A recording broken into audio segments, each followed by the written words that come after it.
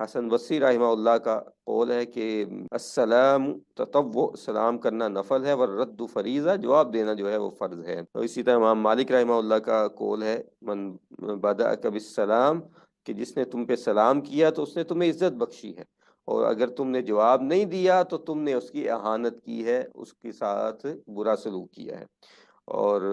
باقی جو ہے صحیح مسلم کی حدیث ہے،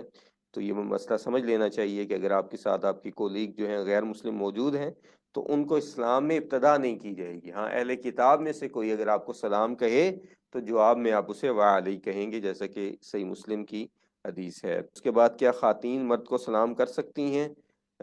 جی اگر کوئی فتنہ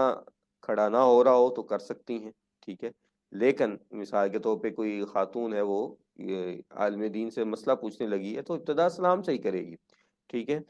لیکن کوئی ایسا سلسلہ بن گیا ہے کہ جس کی وجہ سے دونوں میں قربتیں بڑھنے لگ جائیں اور آپس میں وہ محارم نہ ہوں تو ایسی صورت میں سلام کرنا بھی جائز نہیں ہے، کیونکہ یہ فتنے کا سبب ہے، جیسا کہ ابن عثیمین رحمہ اللہ نے اپنے فتویٰ میں اس کی بڑی وضاحت کی ہے۔ یہ کچھ جو ہیں وہ آداب ہیں، تو ان کو جو ہے وہ ذہن میں رکھنا چاہیے۔